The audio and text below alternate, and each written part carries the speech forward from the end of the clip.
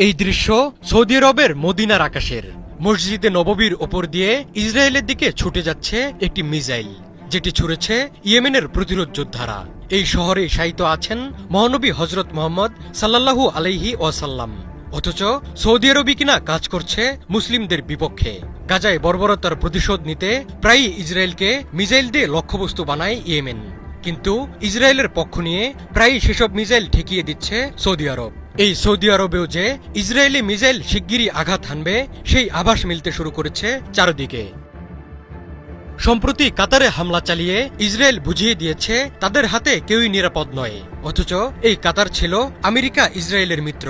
আরেক উপসাগরীয় দেশ সৌদি আরবের সাথেও রয়েছে ইসরায়েলের গোপন সম্পর্ক। নিজের স্বার্থের খাতিরে ফিলিস্তিনে ইসরায়েলি বর্বরতার বিরুদ্ধে কোনো শক্ত অবস্থান নিতে পারে না সৌদি আরব, উল্টো ইসরায়েলের পক্ষে মুসলিম দেশগুলোর বিরুদ্ধে দাঁড়ায় তারা। কাতারে হামলা চালাতে সৌদি আরবের উপর দিয়ে মিসাইল ছুড়েছে ইসরায়েল।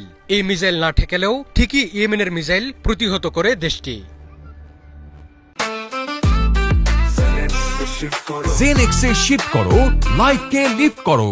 ইয়েমেন থেকে ইসরায়েলের দিকে ছোড়া মিসাইলগুলো সাধারণত সৌদি আরবের আকাশসীমা দিয়ে উড়ে যায়। ইয়েমেনের অবস্থান ইসরায়েলের দক্ষিণ পূর্বে এবং তাদের মাঝখানে রয়েছে সৌদি আরব। তাই হুদিরা যখন ইসরায়েলের দিকে মিসাইল বা ড্রোন ছোড়ে তখন সেগুলোর গতিপথ স্বাভাবিকভাবেই সৌদি আরবের উপর দিয়ে হয়। অনেক সময় সৌদি আরবের প্রতিরক্ষা ব্যবস্থা এই মিসাইলগুলো নিজেদের আকাশসীমার মধ্যেই প্রতিহত করে।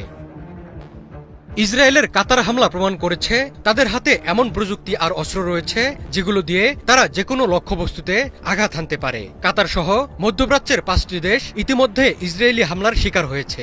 সৌদি আরবও যে ইসরায়েলের নিশানা হতে পারে তা টের পেয়েছে ইরান। আইআরজিসির সাবেক প্রধান কমান্ডার মোহসেন রেজাই আঞ্চলিক দেশগুলোকে সতর্ক করে বলেছেন, তারা ইসরায়েলের বিরুদ্ধে একটি সামরিক জোট গঠনে ব্যর্থ হলে সৌদি আরব, তুরস্ক এবং ইরাকের মতো দেশগুলো আগ্রাসনের ঝুঁকিতে পড়বে।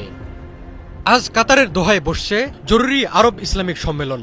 সম্মেলনে সম্ভাব্য আগ্রাসনের বিষয়টি গুরুত্ব সহকারে বিবেচনা করা উচিত বলে মনে করেন মহসিন রেজাই। তিনি বলেন, এই সম্মেলন মুসলিম দেশগুলোর উপর ইসরায়েলি আগ্রাসন এবং গাজায় গণহত্যার বিরুদ্ধে কোনো বাস্তব পদক্ষেপ নিতে ব্যর্থ হলে সৌদি আরব, তুরস্ক এবং ইরাককেও যুদ্ধবিমান ও বোমার জন্য প্রস্তুত থাকা উচিত।